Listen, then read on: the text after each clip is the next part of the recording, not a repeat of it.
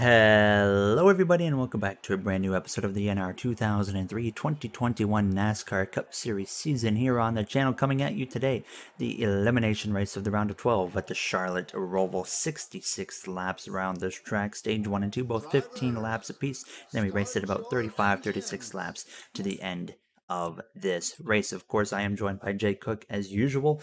Jay, welcome to Charlotte. A lot of playoff implications on the line potentially here today. What are you most looking forward to here in the Charlotte ROVAL? I'm looking forward to the craziness that this track creates, and I think that we can see that happen, especially with all the stuff that we have going on around the cut line. If one of these people within the playoffs right now, if they have an issue, especially an issue early in this race, uh, then that could really put them in a bad position. Somebody like Denny Hamlin, who's at the top of our list right now, 44 points above the cut line. He's not comfortable at the moment. He can certainly lock himself in if he gets good points in these first two stages. But if he has an issue and if he DNFs in the stage one without getting any points, he could be in a bad position as well, depending on how some of these drivers do. So nobody here feels safe, and everybody coming into this race can create some chaos. And I think that they're all expecting the chaos to happen.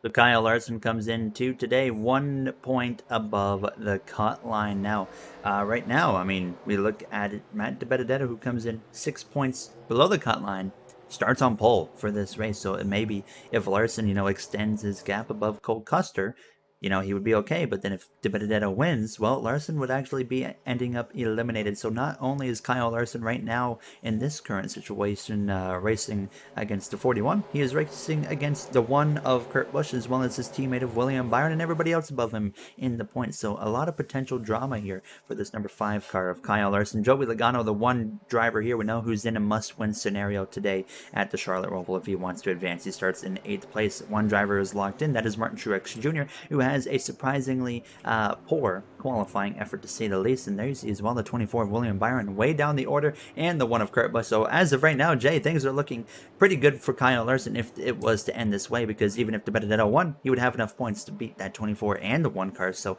I think we can both agree Larson would love for this race already to end exactly how it is. Yeah, and it would certainly boost his confidence, I think, for this race to be starting the way it is. But there is a long way to go. Anything can happen in this race. And just again, you can't be too confident and come into this thing thinking you're going to be all right just because you're a good road course racer or you like this track. No matter how you feel about a track, especially a track like the ROVAL, it can take everything away from you in a moment's notice. So Kyle Larson's got to be really careful here and worry about his car and also worry about getting as many stage points as possible. Through turn 1, everything looks clean so far here throughout the field as DiBenedetto leads the way clear already for Matt DiBenedetto as well. A very good start from the Wood Brothers driver. Kyle Larson under pressure from his Hendrick Motorsports teammate of Alex Bowman there as they come through turn 4 there in the background. You see Custer side by side with that number 2 of Brad Keselowski. Kyle Busch side by side with Chase Elliott. Obviously, Jay, I think we can, based off of past performances, expect maybe Kyle Larson and Chase Elliott to be the 2 stronger drivers here to expect to be running in the top 5. Certainly would expect that, and Kyle Larson, just the season overall, I think we can almost expect that out of any track that we go to on the schedule. And kind of the same thing for Chase Elliott. He's obviously extremely good on the road courses, but he's very good everywhere else as well.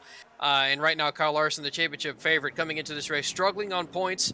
But again, we're at the ROVAL here, a track I think he feels pretty confident at. Just to, he's got to make sure that no one else ends his day good. And his Almirola got very close to that inside wall there. The other championship favorite here, Denny Hamlin, have himself a good start to this race as well. Another guy who's decent at these type of tracks, but also is just decent all around at every single type of track that we go to. And he's had a very good year as well. And then Martin Truex Jr., who started in the back towards for the beginning of this race, but he's another guy I think who has creeped into one of my championship favorites as well. I certainly expect him to make the Final Four. An unbelievable turnaround it has been for that 19 team, who we thought at one point wasn't even going to be a part of the playoffs. Suarez a little bit wide out of turn 1 as they come through turn 2, though. Everything's clean for him. Truex as well nearly got into that concrete wall there. As everybody so far so good here. DiBenedetto out in front. A great start for him over the number 12 of Ryan Blaney, who's been a road course winner this season in our NR 2003 series. If we remember back to Road America, he was able to come out on top in that one. So we'll see if he can do the same here today at a track that he has won at in real life before in that number 12 car. So it'll be interesting to see what Ryan Blaney can put up. Kyle Larson, Alex Bowman having a strong start to this race here as you see Elliott Knight and Logano here down in the 6th and 7th positions now. As well, Jay, we saw some news today break, a very surprising news to us, as a brand new Cup Series team actually coming into the series next year, along with, of course, the whole next-gen situation there, and that is going to be a Euro team, actually, a team that competes in the NASCAR Euro Series on a weekly basis. It's going to be called the Team Hezeberg, and it is owned by Father Tuan Hezemans and Dutch entrepreneur, as well as the Rayom Brothers Racing is going to be basically powering that team, but they're going to have the driver of Loris Hezemans, and Jacques Villeneuve is going to be testing their car, or the next-gen car, next weekend or something like that, next Tuesday that is. So very surprising news, Jay, to see that team come out of nowhere that we had no expectation of hearing about, but still nonetheless great for the sport of NASCAR. Yeah, it really did. It came out of far left field, and it's certainly something that I was not expecting at all. But it's cool to see the guys from other parts of NASCAR taking an interest in the Cup side of NASCAR. We've seen that with GMS now coming to Cup next season, Colleague coming to Cup next season, and now with this NASCAR Euro team now coming to the big part of NASCAR, to the Cup Series. I assume they're going to be doing only road course races. They haven't confirmed what their schedule is going to be like, how many races they're going to do, what races they're going to do, but I assume it's going to be only road courses. So if it is, I would expect that team to have some pretty good knowledge about road course racing, and we could see them be decently competitive, I think. And it's overall exciting to have more interest come into the sport. And it's also nice to have more interest come in with the new next-gen car as well. A lot of people are excited about it. Teams want to get into the sport now that they have this big opportunity for it. And I think that also in the future will lead to more OEMs wanting to come into the sport as well. Saw a lot of aggression out of Daniel Suarez in the background. A couple cars coming to the pit lane, actually. It looks like there might be some damage on both of them. It's the 43 of Eric Jones. You can see some right side damage there. And the 37 of Ryan Preece. My guess is he's potentially got some left side damage or something, but they nonetheless come into the pit lane here as De Benedetto continues to keep his number 21 Wood Brothers Ford Mustang out in front. Not what you want to see if you're above the cut line is that 21 of De Benedetto leading, especially a guy like Kyle Larson. But as things run right now, even if De Benedetto wins, Kyle Larson still advances, even though he is currently the last car coming into this race, because he would have enough points at this time. But there is a lot of racing to go here in the Charlotte Roval. Anything can happen, anything can change. The 21 who has been winless all season, Matt De Benedetto, actually winless in his Cup Series career, the only driver in the playoffs right now without a victory. And Jay, De Benedetto, is known to be pretty contending, what am I trying to say here? Pretty competitive at road course racing. So, it wouldn't be much of a surprise to us to see him potentially get his first career win today at the Charlotte Roval.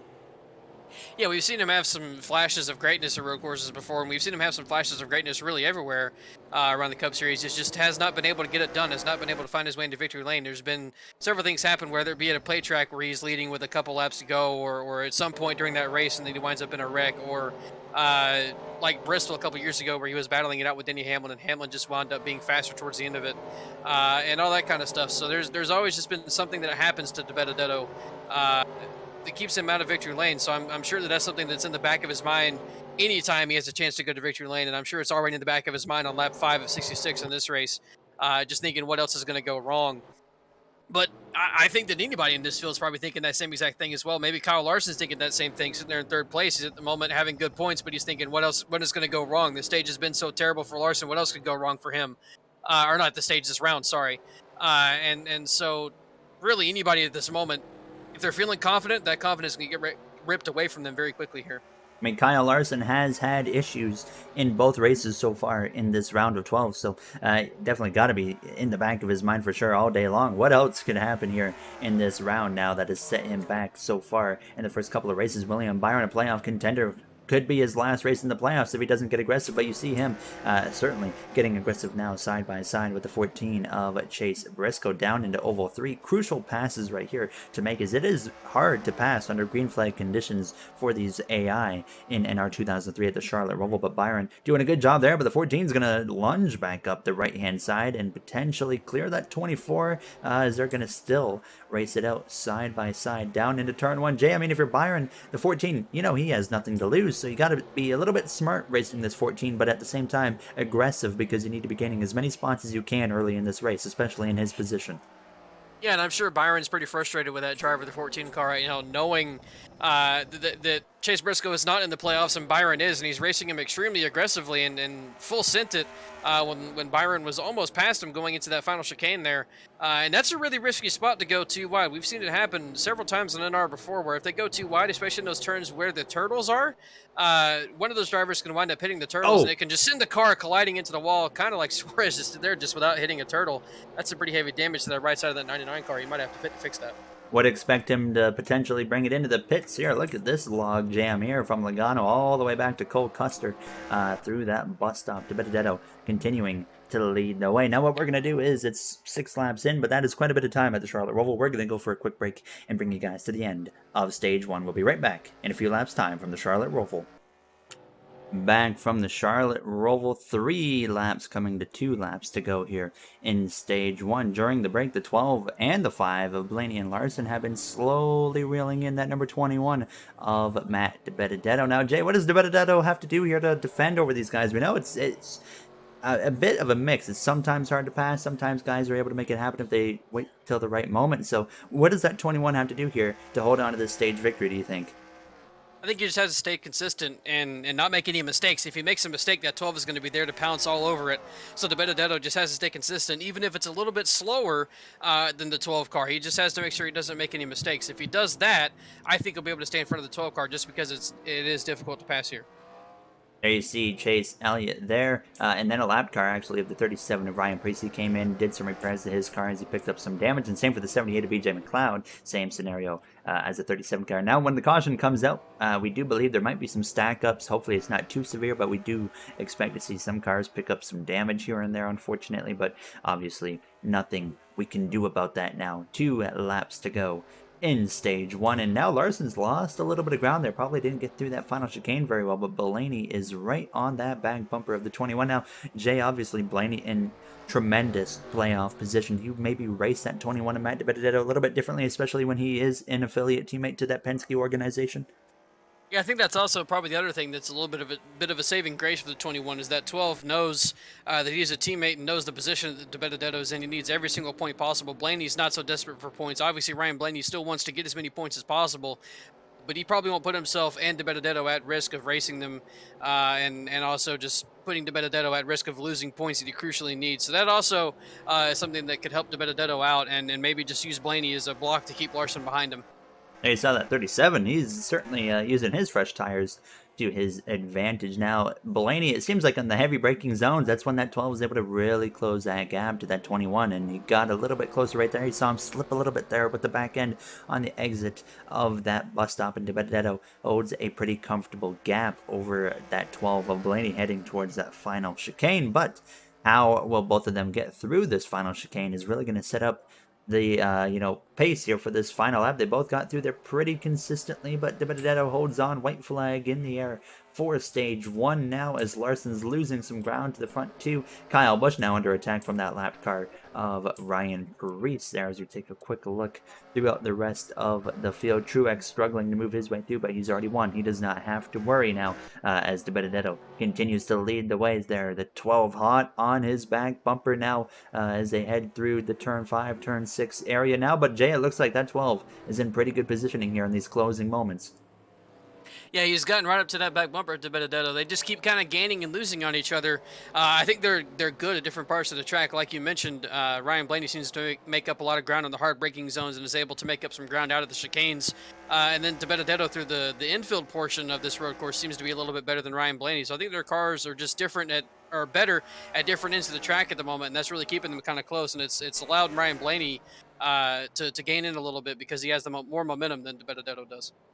Through the chicane there, the bus stop chicane for the final time in stage 1. DiBenedetto comfortably in front of that 12 of Ryan Blaney. Kyle Larson looks like he will hold off that number 48 of Alex Bowman there, as we're seeing the fight for the final spot in the top 10 between Keselowski and Custer, but it's looking pretty favorable for Keselowski, as DiBenedetto comes through the final chicane. He will come through to win stage 1 over Ryan Blaney. Kyle Larson there in 3rd place. So playoff drivers up here in the top 5, and then Elliott, as well as Logano, Almirola, Hamlin, all coming through to cross the line. Final stage point goes to number 2 of Brad Keselowski as Cole Custer barely misses out. Now it takes a little while for this traffic to get around to the pit lane. So what we're going to do is take a quick break here from Charlotte, as well as calculate the live playoff standings for an update when we come back from the end of Stage 1 as Matt DiBenedetto picks up the stage victory.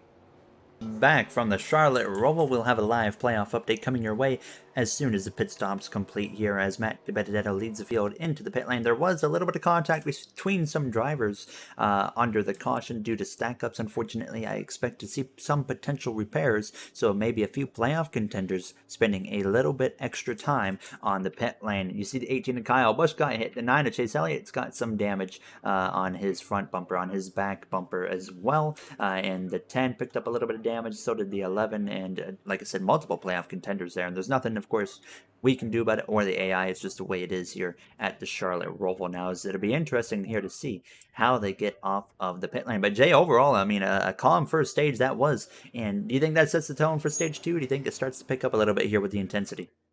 I think the intensity will pick up here. These guys know that they have to get every single point possible. They're going to be less forgiving on guys making moves on them or them going for the holes that they see. So I think stage 2 we'll maybe see a little bit more chaos in stage 2, but I don't think it's going to be as chaotic as it will be in stage 3 when everybody knows that's when everything is on the line.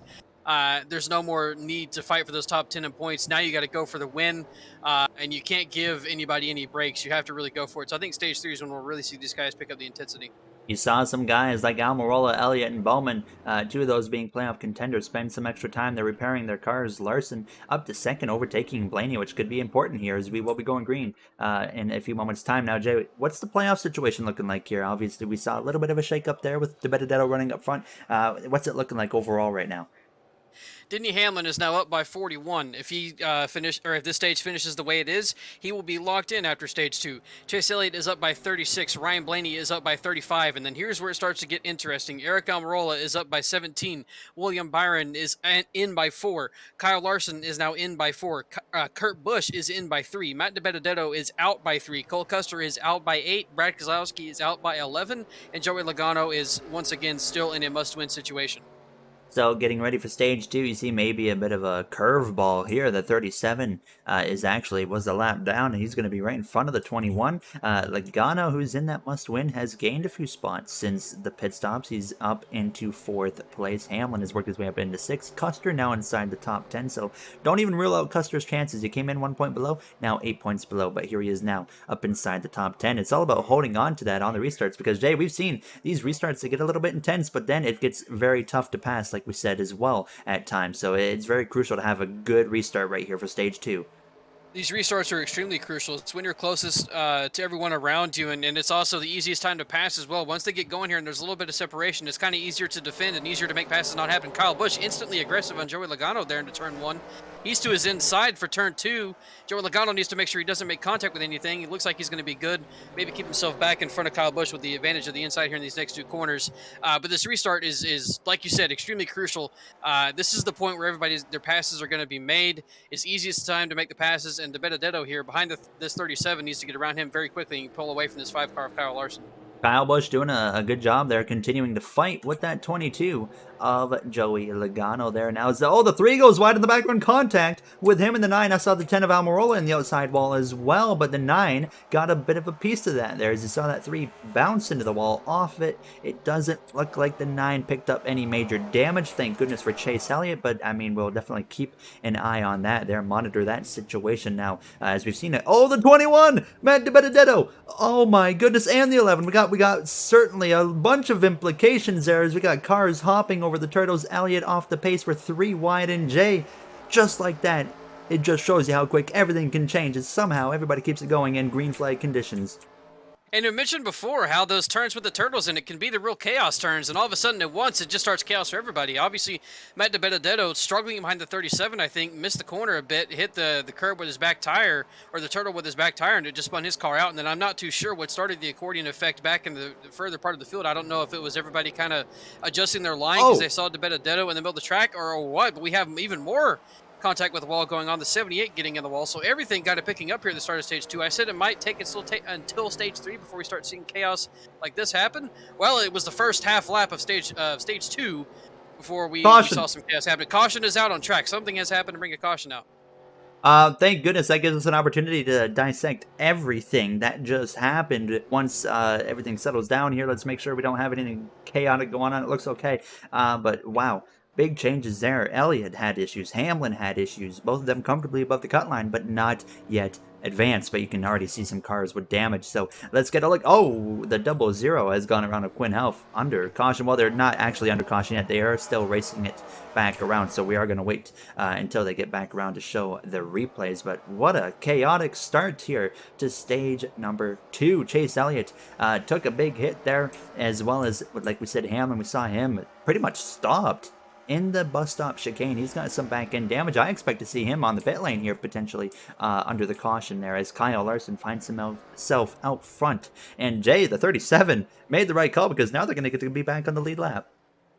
Yeah, he did a great job there of staying in front of those leaders as well and putting his car where he needed to, and keeping himself to where he's now going to be back on the lead lap. He's going to have a while to to go around this track here and make it up to the back of the field, but I'm sure he doesn't mind that at all. He's back on the lead lap, and he'll be able to restart at the tail end of this field. We have some stack ups going on again. This is the potential for more cars to get damaged. Boy. Heavy damage for the 2 and the 11 there. Maybe the 10 as well. That might be the same damage he already had. Oh, the 11's rear end is absolutely hammered in. That is big damage for Denny Hamlin, who, again, is in a decent spot. Could lock himself in at the end of this stage, but it's looking less and less likely like that's going to happen now. I mean, his damage, his back bumper was already damaged there from that bus stop incident. I expect to see probably a lot of people on the pit lane here fixing up their cars as the 12 just tagged the back of the 5. But before that happens, let's get a look at all of the chaos there, including the first lap before the caution had come out here in stage 2.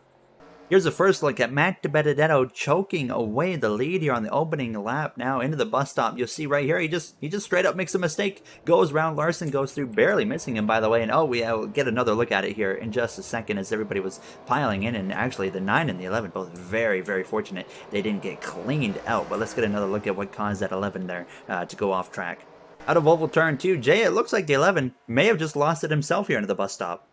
Yeah, he kind of did the same thing to Benedetto just kind of full sent the corner a little bit and then just lost it, spun out, and then luckily for him, he didn't get a ton of damage, and luckily for Chase Elliott and a lot of these guys, that there was not some severe damage there. Somehow they all kind of made it through without anybody clobbering each other and taking each other out. There's only minor damage to these cars.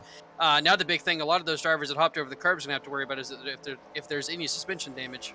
I mean, we saw the 2 car, go 4 wheels off the ground. Now we're looking at the area of where the actual caution has come out. Myself and Jay actually have not seen what has happened yet, so I mean, we're gonna be live reacting to whatever happened right here, because we know it happens any moment from now to the first quarter of this lap. So it'll be interesting to see as they do go 3 wide in turns 1. That could potentially be exactly what caused it. Yes, the 16 just gets turned into the wall. The 43 and the 51 of Cody Ware all involved. A bunch of back markers causing chaos here in the Charlotte Roval, as now the caution is out and we might have some pit stops coming.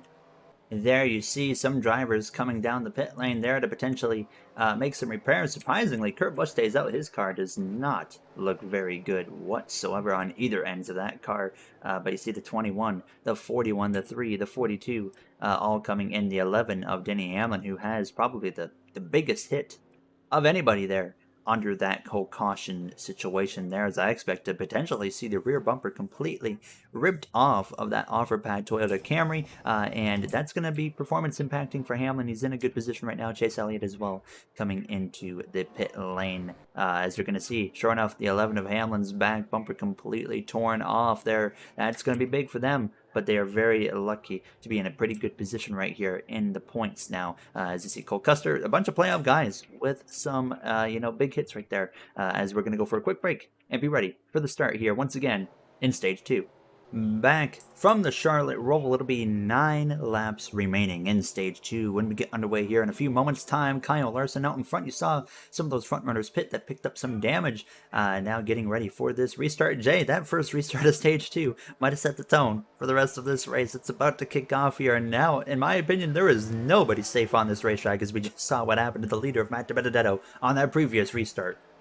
Through the whole entire field, we saw the turtles become an issue on that first restart lap. We have Kevin Harvick being aggressive on Joey Logano. That is 2 restarts in a row where Logano's had the guy behind him be real aggressive into turn 1. and start attacking him in the race that Logano needs to win. But yeah, I think we'll see the intensity pick up here, especially now that we've had some guys pit who need to have good points days, like Matt DiBenedetto, like Cole Custer. Chase Elliott certainly doesn't need to have a good points day, but I'm sure he wants to get points and does not want to be in a position where where anything could take him out of this championship hunt. So these guys right now are going to be really aggressive to try and make up their positions that they just had to lose on pit road. Now, what do you think it was about those turtles all of a sudden really seemed to be catching these guys off guard? All of stage one, they abused them, they didn't have any issues, and then all of a sudden we saw 3 or 4 guys have issues with the turtles in a matter of 5 to 10 seconds.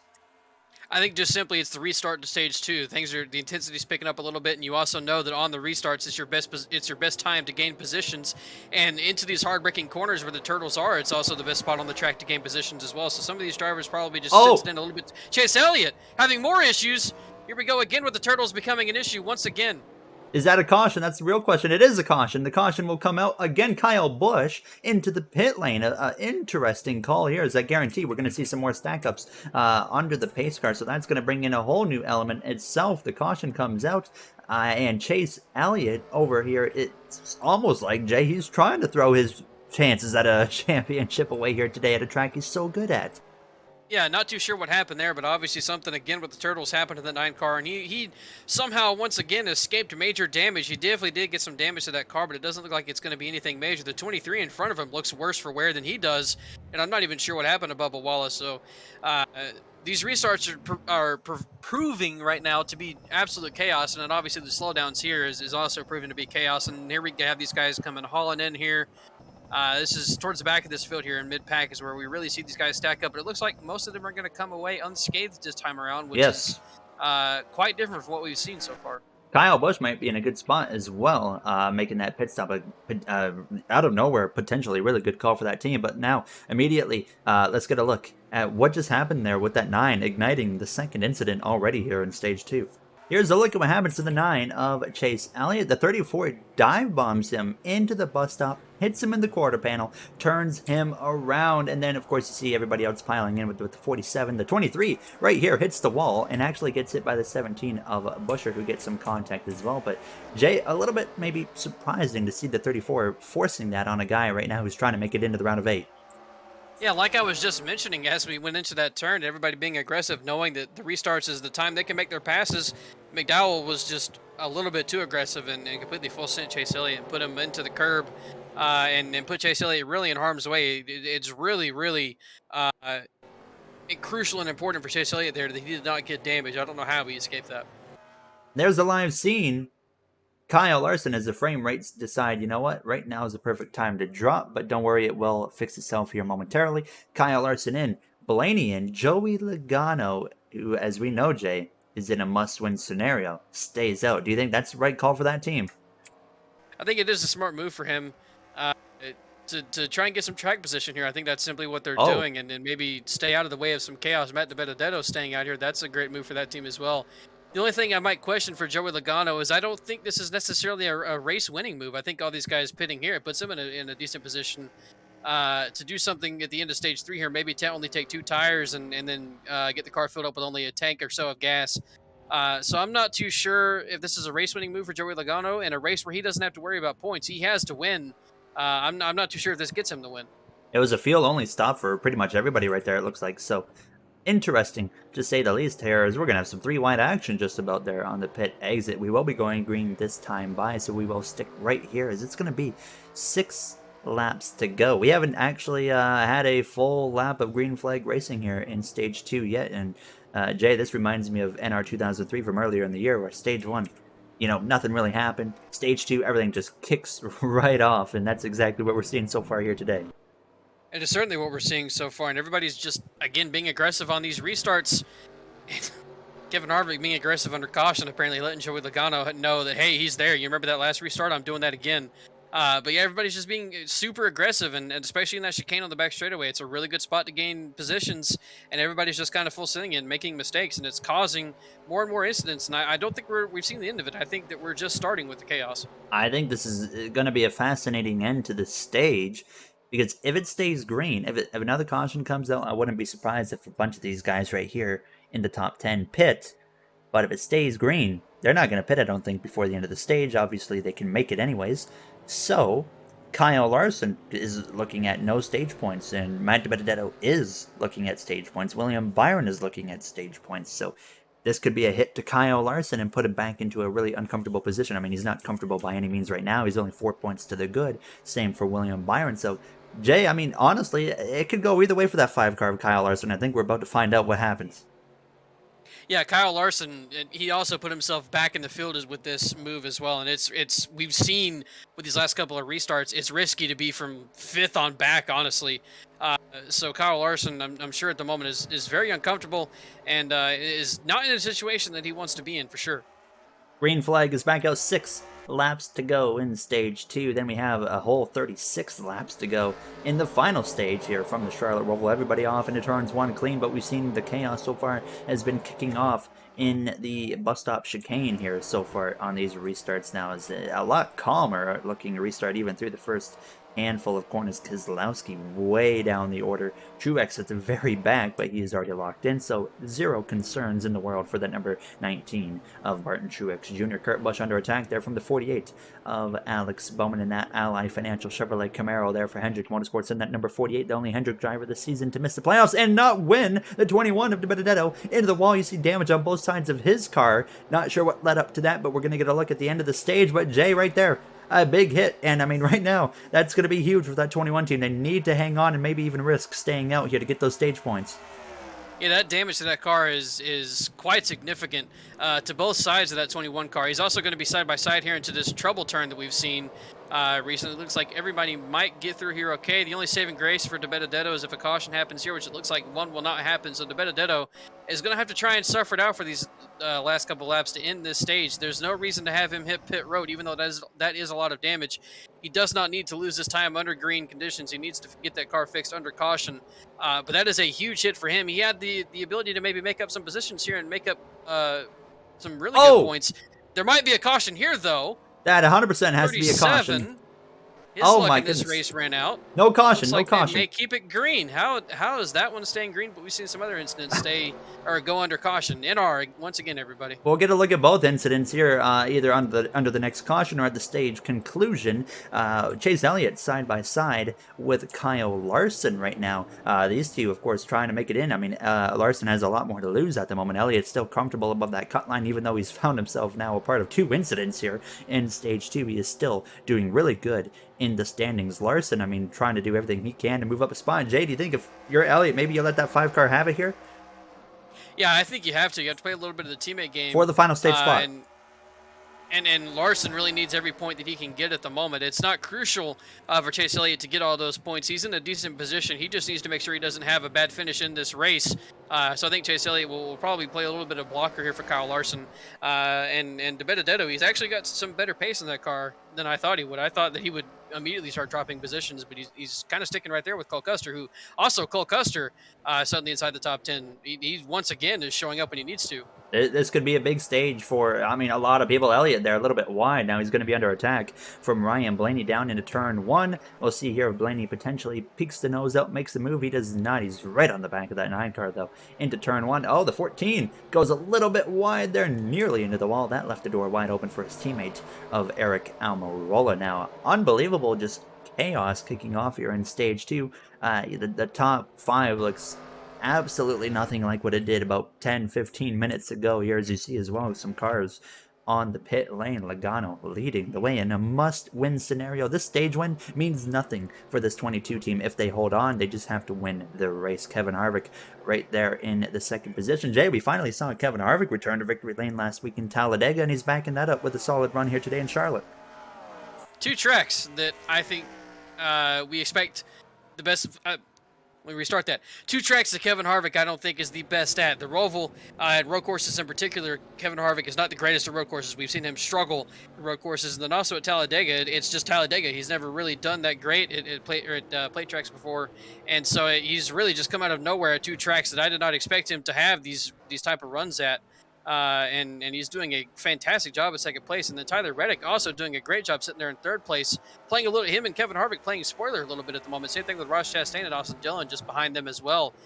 So we have some non-playoff guys inside the top 10 right now. Really, I think either helping or hurting some of these playoff drivers, depending on Just who you ask. just by doing some mental math, this is going to be an interesting looking playoff grid at the end of the second stage. So I'm very curious to see what we're looking at. DeBenedetto, look at that damage on the car. He's got to go around 2.5 or so more times before he can come to the pit lane there. So he's holding on to 3 points right now. Kyle Larson's holding on to 1. He's got the last stage point running down the 34 of Michael McDowell, who set off that last caution, of course, there in that bus stop. So we're going to see if he can maybe fall to Kyle Larson or hold him off now. But Jay, you're seeing, if you're Kyle Larson, 2 guys that you might need to be beating right now are beating you by multiple positions. This is not an easy situation for him to be in here in these closing laps of stage 2. Yeah, Larson knew coming into this race that this would not be comfortable, and I'm sure once he got out to the lead and was sitting in second place and then got himself out to the lead, I'm sure he felt like he was in a great position, and then those cautions kept falling, and now he pitted, and it put himself below stage points, and now he's gotten back into stage points, but certainly not enough. Only 1 point is not going to be anywhere near what Kyle Larson needs. Actually, thinking about it, I'm not too sure why he pitted there. They could easily make it to the end of the stage, and he needs every single point possible. So I think that was a bit of a mistake for that team to pit, and it's really going to potentially put him in a very, very, very close and sketchy situation here. I think the 41 as well, running up in 7th place, is going to just add on to the intensity here right now, as he's going to close in on that playoff gap because, I mean, like I said, he's beating the 5 of Kyle Larson, now the 4 of William Byron, putting up a really respectable run here in stage 2 as well. And they know at the end of the stage, everybody has to come into the pit lane. So, I mean, a very big missed opportunity maybe for Kyle Larson and everybody that pitted under that last caution there. With 2 laps to go in stage 2, we're seeing Harvick close in on the number 22 of Joey Logano. And Jay, honestly, that move to stay out from Joey Logano could be the winning move of the race, and that could put him into that round of 8 here today. It all depends on how the pit stops fall in this final stage, and who's able to save the best amount of fuel, and who is able to make their tires work the best, and all that kind of stuff. Joey Logano at the moment is in a great position. He's doing what he needs to, but he's got Kevin Harvick right on his tail, and Kevin Harvick, I think, would like to do nothing but play spoiler here and make sure that nobody in the playoff gets a win, and that would just also, I think, add another bit of chaos. If we have somebody outside the playoffs win this race, that would just add into everybody really needing those crucial points and nobody being able to do it on a win. So I think that Kevin Harvick getting the lead here would put a lot of people in extremely tense situations. And if Logano ends up winning this race, we got to do a lot more calculations. So it's going to be interesting. In the background, you see a battle going on right there on this final lap of stage 2. You got DeBenedetto in the mix, Cole Custer, who's working on passing that 3 car. He started this lap in 7th place, looking for P6 now. A crucial potential few points these guys are battling for right now. As you see, the 41 might clear the 3, not quite going to make it happen there. But Jay, I mean, if you're DeBenedetto, what do you do here? These could be 2 potential points if those 2 cars get in front of you together in that bus stop. Yeah, you just gotta kind of sit here and realize you already have a damaged car. You can't really do that much attacking on these 2, so just kind of hope that they run into each other and the seas part for you to go and get a couple more points. But at the moment, you got to take what you can get. You can't be too aggressive, and just make it to the end of the stage and then go get that damage fixed. Surprisingly, he's still been able to run pretty competitive. He hasn't been, I don't think, as fast as he was early in this race, but he's still been able to hold on the position that he was in. Still going to get some stage points here, which is just crucial for that team in general. No matter how many stage points it is, it could be 1 or it could be 10. They need them. So I think DeBenedetto is going to be happy with that, and he's going to get on pit road here, get that damage fixed. But he'll have some work to do once he gets that damage fixed. He'll have to make up a lot of track position.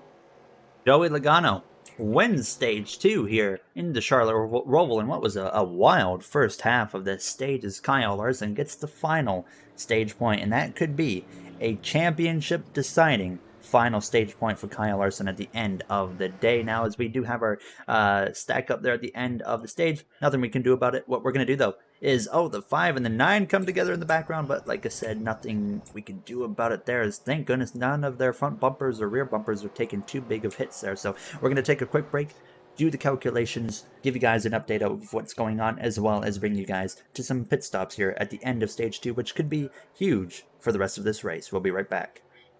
Back from Charlotte, stage 2 complete. We have a live playoff update coming momentarily. We're just going to let these pit stops run its course. We can tell you it is close coming into the pit lane. I expect to see Matt DiBenedetto give up quite a significant amount of time, as he has quite a bit of damage on both sides, that left side and that right side of the car. So that could be a bit of a hit to him here on the pit stops. But Jay, now, I mean, after seeing stage 2, who knows what in the world we're about to get in these final, what are going to be approximately 34 laps of racing. Yeah, I think we are certainly in for some chaos here, and we've already seen it start there a bit in stage 2. It was green to the end of it after those last couple of restarts. But I don't think we're done here with the crashing, and I don't think we're done here with the playoff changing implications and stuff changing. So I think that we are in for a very chaotic stage 3, especially the way the points are looking. There's a lot of people that are close to the cut line, so any little thing could really put a driver in or put them out. There are a ton of drivers close to the cut line at the moment. Look at the ground lost for the 21 of Matt DiBenedetto. He is going all the way to the back. There he goes now. Oh man, he's got his work cut out for him now. But him staying out could make the difference there. He had to get those stage points at all costs. Now, Jay, what's the playoff grid looking like coming into this third and final stage? Well, we have Denny Hamlin, who was unable to lock himself in, up by 38 points. Chase Elliott is up by 33. Blaney is up by 32. Almirola is up by 14. William Byron is up by 8. Kyle Larson is in by 2. We have a tie for the final spot between Kurt Busch and Matt DiBenedetto. They are both at 2,078 points, so they are tied with each other at the moment, but DiBenedetto just lost all that ground on pit road. He's going to have some major work to do in this final stage. Cole Custer is out by 3. He's up there towards the top of this field at the current moment. He's looking like he's going to be in to start the stage 3, and then Brad Keselowski is out by 11. Logano, again, still in the must-win situation. So there is a lot of guys at the moment close to this cut line, and we have a lot of separation and a lot of things that could happen in this stage. We could really have a big shakeup here. So Cody Ware is in front of the field, just like we had a lap car at the beginning of stage 2, so that could create some chaos. If Logano wins at this moment, Kyle Larson would be the last driver in still by 2 points. And like I said, a lot of racing here, 34 laps. So when we take our breaks, due to how close it is, we will try to do some calculations here and there by what we're seeing on the track. And we're already seeing some weird scenario go on there as it's side by side in the background. That's not going to cause any issues, I don't think, as it's green flag racing here for the start of stage 3 from the Charlotte ROVAL. Looks like they will get that situated between Hamlin and Elliott. Thank goodness. Yes, they do. Bubba Wallace is in the pit lane there for an extra pit stop now. Nearly 3 wide right there between the 41, the 8, and the 34 of Michael McDowell. Now as well, one other thing to keep in mind here in stage 3, if it stays green, it is very close on field. A field run is approximately 17 laps. Well, what's 17 plus 17? I believe that would equal 34, I believe, right, Jay? Yeah, that would be 34. They're a couple laps short on fuel here.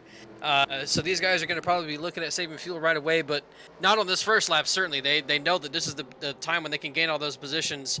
But I also would not be surprised here if we have fuel strategy go out the window very quickly. I think that we might see a couple cautions in this stage. I don't see that there's a... Oh, we got problems. It's great to the end. We have issues already. Ryan Blaney caught up in some kind of incident. Let's see if it brings out a caution or more people getting stacked into. Benedetto already in a bad position, just got slowed up by this. We have some guys on pit road as well. A lot of things happening on this first lap. No caution, no caution. We will get a look as soon as we can once things calm down here from the Charlotte ROVAL. That was a playoff contender. Harvick gets past the lap car of Cody Ware, so he's got a good buffer there. Logano has to win this race to get in. Now, Ware is just actually going to make it easy for everybody. Actually, very generous from him. He comes into the pit lane. Kyle Larson with a dive bomb there on the right-hand side of the 34. Can he make it stick? He might just be able to down into turn 1, but what a start once again here in stage 3 now, and we don't know what's coming. Fuel strategy, one caution throws the fuel strategy out the window. They will be able to make it on one stop, so that's all it takes is one caution to be safe with this fuel situation pretty much. So it's nonetheless going to be an interesting ending to this race as Harvick is out in front. I mean, where is Ryan Blaney now is the question. There he is down the order quite a bit at the beginning of the lap. He is in 23rd position. You see some damage on that car as well. He comes in to this stage 32 points above the cut line. So Jay, it's not a bad situation for that team, but they do have damage and they could potentially have to come into the pit lane to fix that and give up a lot of points. Yeah, Ryan Blaney just has to be careful here to make sure he doesn't get DNF'd. Where he's running currently at the moment, he should be okay. And his damage is also not terribly severe either, so I think he should be all right here to just ride it out towards the end of this race. But that really did not help Matt DiBenedetto, who already, again, was still struggling. And then he gets slowed up by it, and now he's lost a lot of ground to those people in front of him. So DiBenedetto is going to need a caution here to help him. And just overall, that was less chaotic than I was expecting, but I'm not surprised to see some chaos happening on that first lap. I, again, don't think we're done with it either. Well, let these guys settle it out right here through that final chicane. See what happens with the Benedetto on the 16. Then we're going to get a look at what happened to that 12 of Ryan Blaney here now as the Benedetto is on that left-hand side. Oh, he's going to be coming into the pit lane on the exit of Oval 4. I do see some front-end damage right there as, oh man, that's an interesting maneuver right there. And I mean, Jay, if it ends up being a two-stopper for everybody, it's not going to be the end of the world for the 21, and it could even be an advantage because you'll have clear track to race on. Yeah, I'm not too sure if this is the greatest call or not. He had some damage there to the car, so maybe it was affecting the way he was driving. They felt like they had to go to pit road. I'm not too sure if this is going to be a good thing for that team or not. Again, fuel strategy here is very close. So this will guarantee he only has to make one more stop to get to the end of this race. But the part that's going to hurt that 21 car is if there's a caution. Now, again, he was already so far back in the field on track position. I guess it doesn't really matter anyways. They feel like they have to make some kind of gamble to try and go for it to make up some track position. But if a caution falls here, that's really going to hurt that team. He's going to lose more positions than he already had lost. And it's going to put him in a really bad spot. I think at the moment, Matt DiBenedetto's playoff hopes are extremely slim. But Cole Custer, excuse me, Cole Custer, who we're looking at here in third place, is doing everything he needs to do once again. And a guy who you and I thought that would be eliminated after that first round, he's looking like at the moment he could make the round of 8. Absolutely would shock us both. I would still be shocked if he makes it, but before we take a look at the 12, let's just highlight real quick the 41. So Logano, second place, and a must win, but the 41 of Cole Custer is now the first guy below the cut line. But is he actually? Because we look, he is 3 points below, or actually, sorry, he was tied. Oh no, sorry, he is 3 points below Kurt Busch coming into the stage. Well, there is 4 cars between, so Cole Custer is currently inside the round of 8. Kurt Busch is out by a point or 2. Kyle Larson, who is now given up 2 points to Cole Custer, is still ahead of Kurt Busch. So Kyle Larson and Cole Custer are currently the 2 final drivers in. Like I said, during a break a little bit later, we're going to get an actual calculation to make sure what's going on. But now, let's see, now that things have calmed down, what in the world happened to that number 12 of Ryan Blaney here on the opening moments of stage 3? A look at Ryan Blaney here, who falls victim to that wall there that we've seen a bunch of drivers hit already. Jay, I mean, like I said, seen a bunch of drivers make that mistake already today. Unfortunately, it's a playoff driver this time as he got hit from behind as well. Yeah, he just seemed to go too wide out of that corner, hit the wall, and then other drivers came piling in. And you see there, they all put back on track, and it slows up a whole bunch of drivers. And I think this might be where DiBenedetto got his damage, unless he already... I think he already had it. Yeah, it looks like he already had it, so that wasn't damage that got repaired on pit road. But just a big stack up there for Ryan Blaney. But again, fortunately for him, he's got a decent points cap. And you see DiBenedetto right there was in a 3-wide sandwich. He ended up getting out of it, but I think actually he might have picked that damage up on the restart. We're going to look real quick to see if we can find that. So I was actually wrong. Matt DiBenedetto, that front end damage was the same damage that he had picked up earlier in the second stage. They just didn't fix it there, and now we actually have no idea why he came onto the pit lane there. So baffling call. You can see him in the background right now on lap 38. Less than 30 laps to go here in the Charlotte Roval. So interesting start to this final stage, Jay, to say the least. We're seeing, of course, up towards the front. I mean, Kyle Larson, he's running strong right now in the top 5. Cole Custer's doing good. Logano's up in second. There is some lap traffic on the way with Austin Dillon, so that could present an issue for Kevin Harvick. But nonetheless, I mean, we're, just below 30 laps to go, and none of us still have any idea what is to come here out of this playoff situation. Yeah, we're 30 laps left in this race, and there's still no clear picture of what this playoff grid is going to look like after this race ends. And at the moment, I think Kyle Larson is certainly Kevin Harvick's biggest fan. He does not want to see Joey Logano take the lead. Even if Logano took the lead, Larson would still be in, but it would not be by many. There's a 5-point gap between him and Cole Custer, and at the moment, he's behind Cole Custer. All Larson has to do is just make a mistake or lose some kind of positions on pit road, and he could be in danger of being out of this round. So I think that he wants to see Kevin Harvick stay in the lead and win this race. Because if Joey Logano winds up winning this race, Kyle Larson could be in a very, very, very close position to being out of the playoffs. Denny Hamlin, there you see him battling with Chastain. None of them have rear bumpers, but Hamlin right now where he runs perfectly fine. He will make it into the next round for sure. Elliott as well in good position. So is Eric Almirola's in decent position. He's definitely not nearly as safe as a Chase Elliott, as a Ryan Blaney, or a Denny Hamlin. So interesting to watch this here, but what we are going to do is take a quick break here in stage 3, bring you guys back in time for some potential green flag pit stops coming soon, which could be maybe the final pit stops. Hard to tell at this point in time, but as well, we'll maybe try to get a live playoff update on the current situation that we're looking at. We'll be right back from Charlotte. Back from the Charlotte Roval, 21 laps to go. Green flag pit stops coming pretty soon. We did some live playoff updates as well. The 47 and the 19 currently a lap down. They pitted during the break, so they're trying to maneuver their way back towards the lead of the lap. I mean, we're looking at the playoff grid right now, and Jay, it starts with Eric Almirola. I mean, he, first of all, came into this race pretty comfortable, I could say. He was actually 19 points above the cut line. Now is only 10 points above the cut line as it stands with the positions right now. But Jay, it's really close. I mean, we're looking at Byron in by 9, Larson in by 5, Custer is only in by 2 over Kurt Busch, who is out by 2. But we know with these pit stops, with possible fuel strategy, anything can change any moment. Yeah, any of those drivers you just listed off there, they're very close. They're okay. I noticed going into that turn that Ricky Stenhouse kind of full sent on Kyle Larson and bumped him and almost turned Larson around. That was almost a season-ending move there from Ricky Stenhouse Jr. And I think Ricky got immediately karma there by hitting the wall. But any one of those drivers you just listed off, if something goes wrong for them, they can see their playoff hopes ended right away. So those guys have to be clutch in this pit road here. They have to make sure they don't have any mistakes, make sure they don't run into anybody on track, and just finish where they are. If they finish where they are, they make it. The 10 pitted. Kurt Busch the 10 has pitted. I think that's a good move for Eric Almirola. Get on fresh tires, and I say that's a good move. He cannot make it to the end, so that's actually not a good move yet.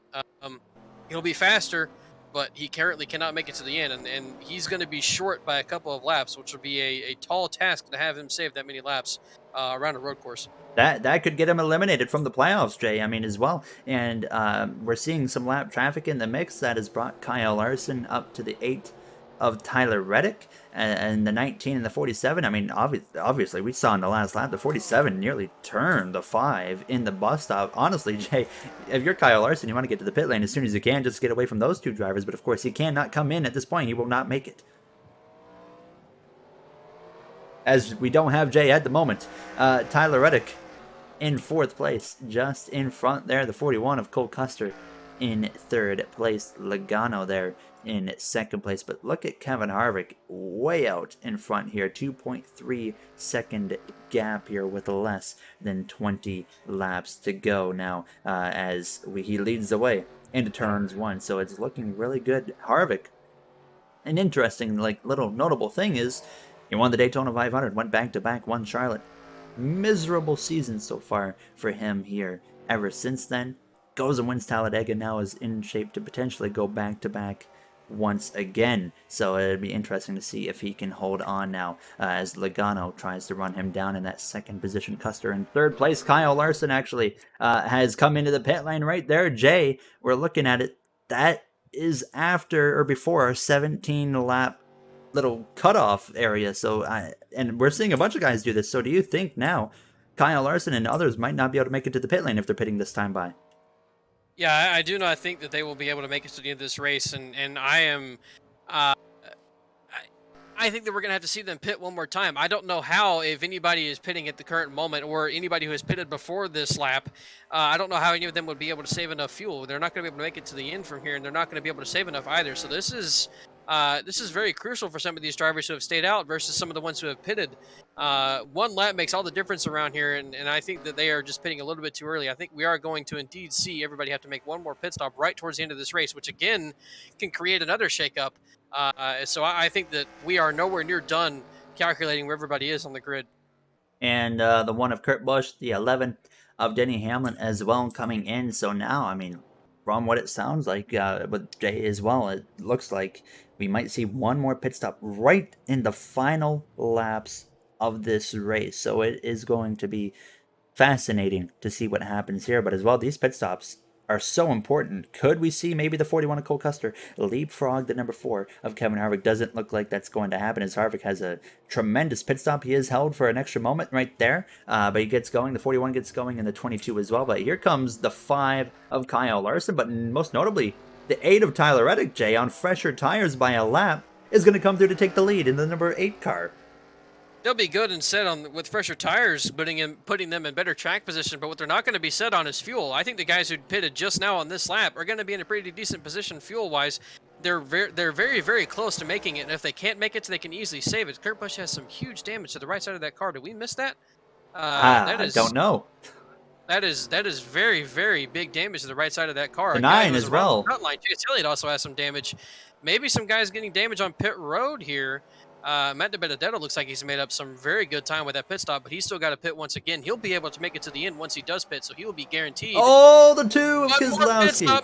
He's able to save it, keep it green here.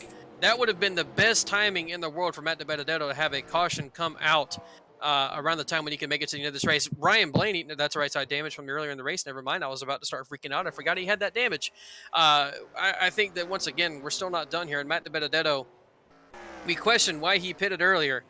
Currently, I think this might actually be an extremely good call, especially if they get a caution right now. It'll be a very good call.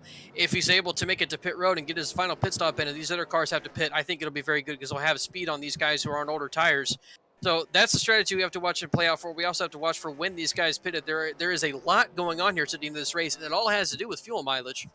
Another thing to look at here is, this is the group of cars that I'm watching for a potential caution at any moment. But Jay, I mean, look at the 12 of Blaney.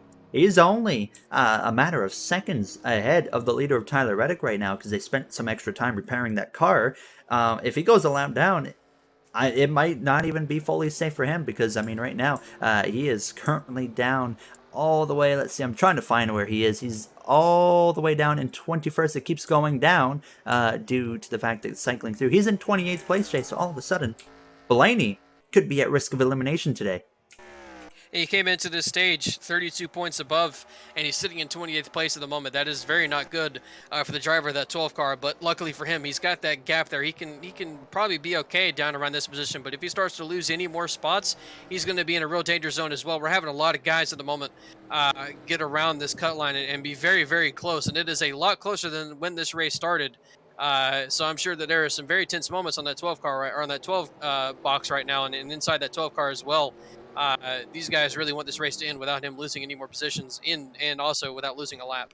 When we hit 10 laps to go, we will do one more playoff grid check to see what it's looking like. But that 8 car, I don't know what is going on here. I think the 4. I think the 4 is coming to the pit lane. We got more cars on the pit lane. Yes, the 4 is in the pits. And the 14, the 3 as well. But I was just about to point out that 8 car is looking extremely fast right now as he's pulling out a very, very large gap. Now, Jay, do you think that's we're seeing the Benedetto pit as well, but that's more like scheduled, I would think, Jay, as well. And we know the Benedetto right there can make it to the end of this race, so he can go hard. And Kevin Harvick can make it too. Do you think maybe Harvick realizes, as we see the 37 hit the wall, but do you think Harvick maybe realizes they can't make it to the end, so might as well just get it out of the way now, have some free track to race on? Yeah, I think that's kind of the thing that Harvick's team is showing you there, and it's probably going to be everybody else doing the same thing as well. He wants to get down pit road now that he can make it, get some fresher tires back on that car, and also have no other cars around him, and he can just go out here and run the final stint of this race and do a really good job and not have anyone else around him to worry about. So I think that Kevin Harvick's team is showing you there that they cannot make it to the end of this race, and he's just going to go ahead and get fresh tires on the car right now and see what he can go and do. A lot of just potential chaos brewing here.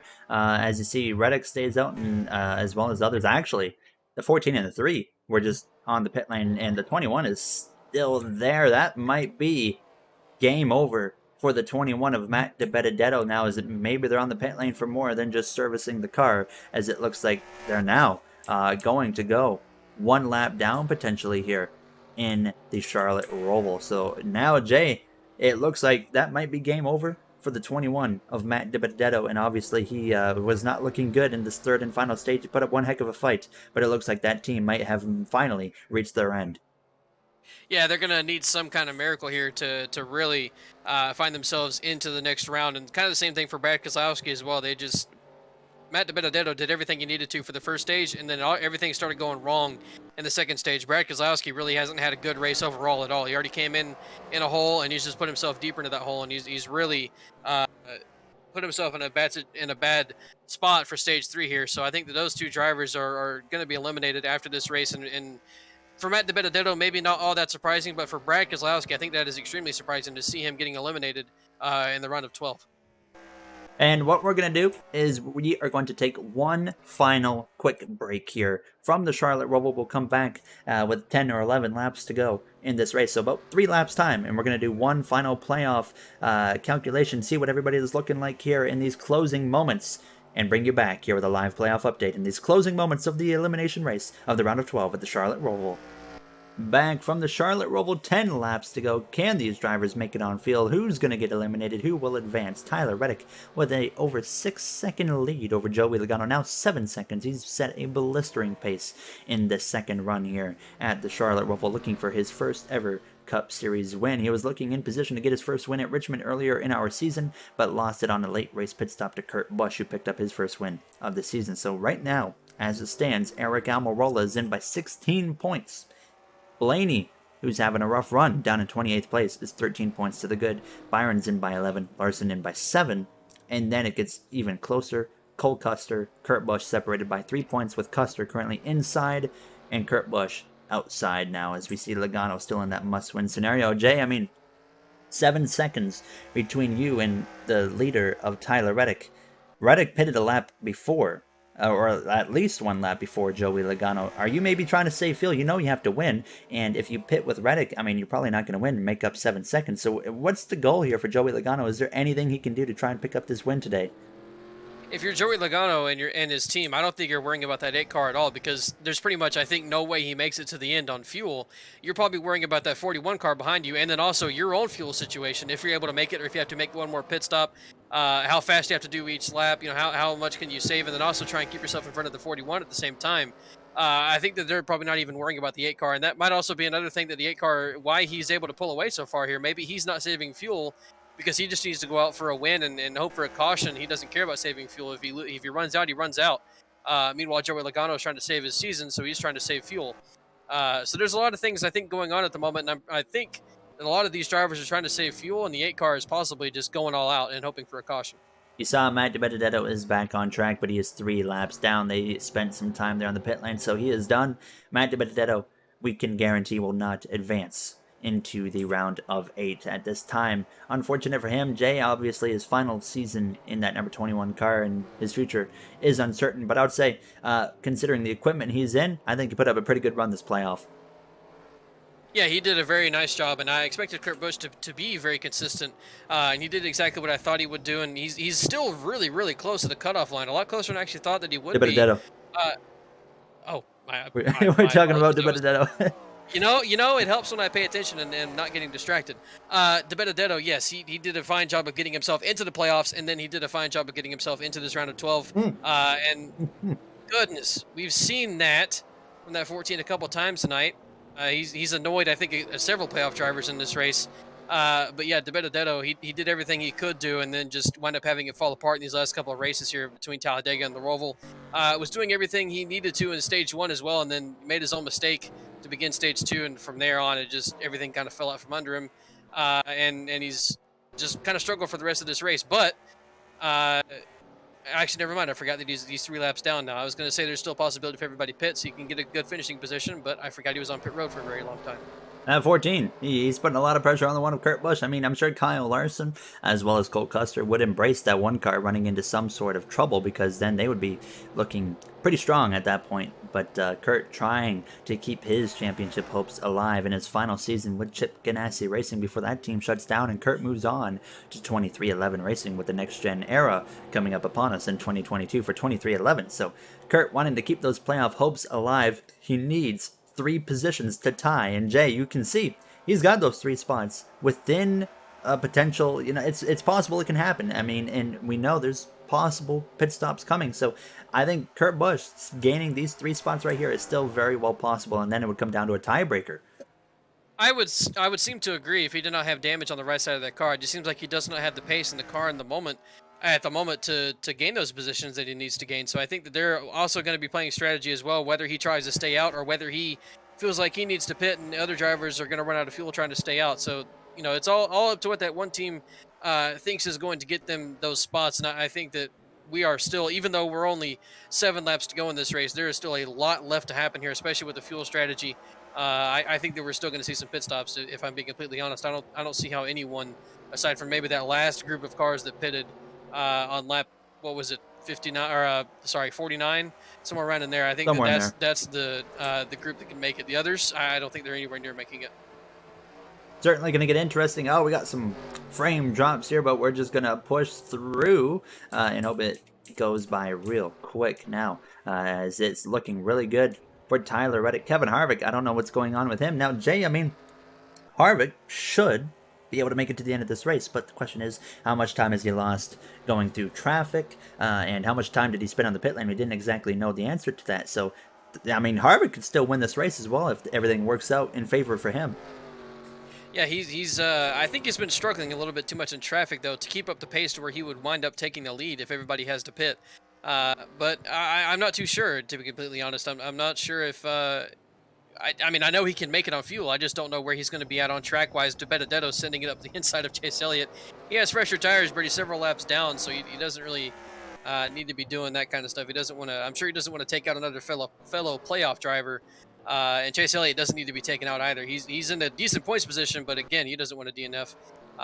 So at the moment, yeah, Kevin Harvick. If he's kept up the pace and if he hasn't struggled too much in traffic, then he could still pull a win out of this race. Which once again, I mean, just even if he doesn't win, the way he was running earlier, extremely surprising to me.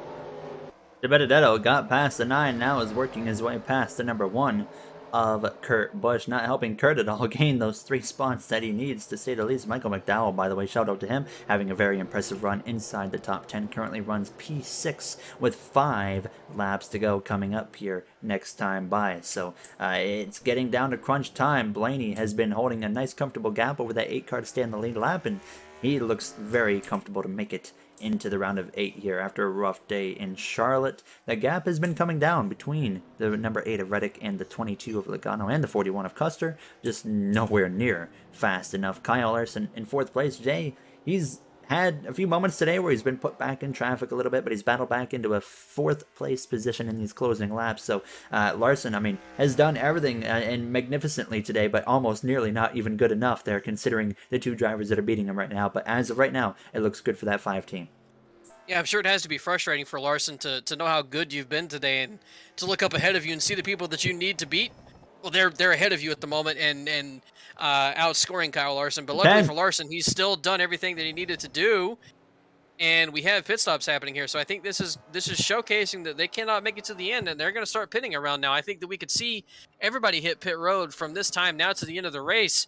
And the problem is you don't want to do it on that last lap or last couple of laps, because if other people have pitted before you, they're going to be ahead of you based on having newer tires. So if you feel like you can't make it, you got to start pitting now that 10 car's hit the pit road. Now, there's some wild scenario where they somehow can everybody make it. That 10 of Almirola is going to get eliminated here from the playoffs, and he's been strong this season, mainly in the beginning part of the season where we saw this 10 car excel, win a couple of races, and of course hasn't been quite as strong since then, but those playoff points and his consistent performances throughout the playoffs has gotten him to this point here where he tries to advance into the round of 8. There is so much going on around this track right now. Can these guys make it to the end? Here comes Tyler Reddick. Have been pitting there.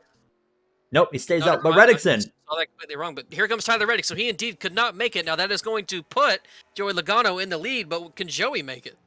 I mean, we saw Logano come in about a lap or so later, so this is gonna be big right here. It's 4 laps to go in Charlotte, and Jay, look at the 22. He's got to win, and I mean, now he has the 41 right on his back bumper. If there's some scenario where they can make it, this is about to be one heck of a battle with Logano's life on the line, you could say. Yeah, and Joey Logano, the driver that he does not want to have pass him, is right behind him, the 41. Cole Custer sees Joey Logano in front of him and knows that if the 22 wins, he gets eliminated. So Cole Custer is going to be extremely aggressive here if he has the fuel to make it. If he doesn't, we might see Cole pit on this lap and hope that Logano stays out. We still don't know who can and who can't make it. It looks like everybody is coming down the pit road so far, and these drivers here who are pitting, I think, are doing it better than the ones who continue to stay out. If they can't make it to the end of this race, they're going to be in a very bad position tire wise. And it looks like Harvick, by the way, will not cycle out as a leader if everybody pits here. Trying to find the current leader here. Where is that 22 of Logano? He might actually be in the pit lane. I'm searching. There he is, right there, actually. Sorry, in the bus stop. So this is going to be big right here. Is Logano going to come into the pit lane this time? He actually opened up a gap right there to the 41 of Custer. It'll be 3 laps to go. A must-win scenario for Logano. If he pits, he's not making up that 7 seconds on Tyler Reddick. We know that, Jay. So we saw Reddick. It looked like he took only fuel only. So Logano, honestly, at this point, I think if I'm him, you just got to go for it and try to go as far as you can here. Yeah, and they let that gap build up so big to Tyler Reddick. I think it was genuinely because they were saving fuel, and Reddick's team knew they could not make it. Kyle Larson's now on pit road as well. Excuse me. So now this is another guy around the cutoff line who's pitting. Kurt Busch has not pitted yet. So this is getting really, really interesting here. We could have a huge shakeup towards the end of this race, and you and I could have no idea what's going on if things continue the way they are going. What if a caution comes out right now? Race is over. Obviously, they still have to make it around, but I don't know how that could affect things as well. So I don't even know how to describe what's going on at this point. Logano leads. Will he pit? Well, Cole Custer pit.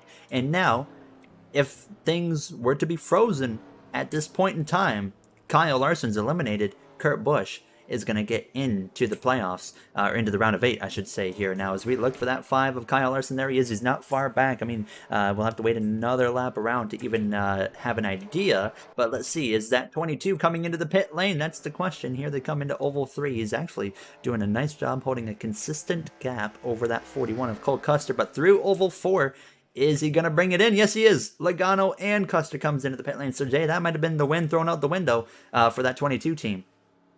Yeah, they obviously were not able to make it to the end of this race, and Tyler Reddick should resume the lead of this race. It looks like he will. He has Kurt Busch right behind him, so this could also be a really good situation for Kurt Busch if he's able to somehow find a final push here for these last couple laps. Nope, he's pitting too. So it looks like everybody was not able to make it to the end of this race. I think everybody who has not pitted should be pitting this time around, and it's going to be interesting to see where everybody falls when they come out of pit road.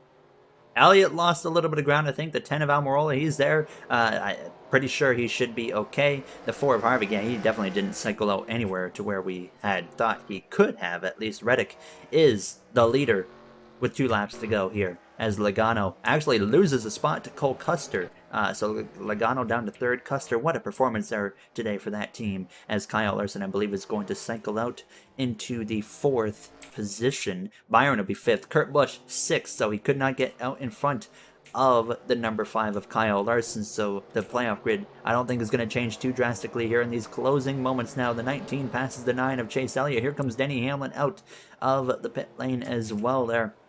Not the days Denny Hamlin or Chase Elliott were looking for, to say the least. Keselowski's still on the pit lane right now. He is not going to advance, I don't think. Blaney is okay at the moment now. As you see, the 21 of DiBenedetto, the 78, the 14, all going at it there. But there is your leader, Tyler Reddick, coming through into Oval 3, looking for the white flag. Jay, what a run by this team here on this 3rd and final stage. Yeah, really not a factor all race long. Just kind of found himself in good track position through this stage 3 and found himself out front and then just took off the moment he got out front. And obviously, I think he knew from the beginning he was not able to save enough fuel to make it to the end. So he just decided to take off while others tried to save fuel. And ultimately, that wound up losing Joey Logano this race and wound up putting him outside the playoffs if things stick the way they are. So I think that was a very, very smart move from that 8-car team. And they did all that they could and put themselves in extremely good position. Elliott, they're losing not an actual spot, but getting passed by the 23 of Bubba Wallace. Final lap is underway here in Charlotte. Our last playoff update still stands. The same 4 drivers facing elimination here, unless we have some type of insanity on this final lap where maybe the leader of Reddick finds a way to crash when he has no pressure around him whatsoever. Now it's Custer. What a great effort from him today. 2nd place. He came in below the cut line. He's about to advance if he can just hang on to that finish there. A disappointing end it is going to be for that 22 of Logano, and what a relieving feeling it is, Jay, for Kyle Larson to be on the final lap. No pressure, just bringing it home to advance into that round of 8. Yeah, and they've experienced what it's like to be near the cut line, and I'm sure he's going to be telling his team after this, let's not have that happen again. He doesn't want to be anywhere near the cut line in the round of 8. He knows that that's going to be the most high pressure situation of the entire season. So they're not going to want to repeat that. They're going to want to use those playoff points to keep them above the cut line and not really have any pressure on until they get to Phoenix, where he can go and out and contend for a championship. Tyler Reddick gets his first Cup Series victory in the Charlotte Roval, a non-playoff winner. Cole Custer with an incredible performance. Second place, Logano third place. Not enough. He will be eliminated at the end of today. Kyle Larson's going to come through for a fourth place finish. William Byron advances as well. And then you got the one car of Kurt Busch. Just not enough for that number 41 of Cole Custer. Kurt Busch eliminated along with that number 22 of Joey Logano. Looking through the rest of the order, all these drivers advancing into the round of 8. Keselowski as well eliminated from the playoffs here on this final lap, and the 21 of Matt DiBenedetto will be your fourth driver to face elimination. Jay, as they still come around completing their final laps, one trend I'm noticing, all 4 drivers eliminated today. All 4 drivers. Yeah, and Ford really had not the greatest round here, and 2 of them, Brad Keselowski and Joey Logano, I think are huge surprises to be eliminated, and I did not see that coming into this round at all. I did not think that they were championship favorites, but I thought that they could certainly make the round of 8 and be in contention for that round of 4. But ultimately, Joey Logano just had a abysmal round. He had a good race in the final race, but ultimately was just not enough due to how the first 2 races at Vegas and Talladega went. And then Brad Keselowski just missed a mark here at Charlotte. And so we wind up with those 2 eliminated, and I think that is the biggest eliminations that we've had so far. What a race it was here in Charlotte. We saw a lot of chaos and the beginning of stage 2 and stage 3 as well. We saw Chase Elliott find himself in a bit of a mess here and there. He was able to capitalize at the end of the day. 13th place finish. Rough for Elliott in the Roval, but still manages to advance. We, like we said, Joey Logano eliminated along with Kurt Busch, as well as Brad Keselowski and Matt DiBenedetto. Unfortunate for those 4 drivers, but Jay, we still have, Logano, of course, was the top 5 driver this season, got eliminated, so unfortunate for him, but we still have the core remaining in these final 8. We got Kyle Larson, we got Chase Elliott, we got Martin Truex Jr., we got Denny Hamlin as well, so who do you think can put the fight to those 4 drivers in this next round?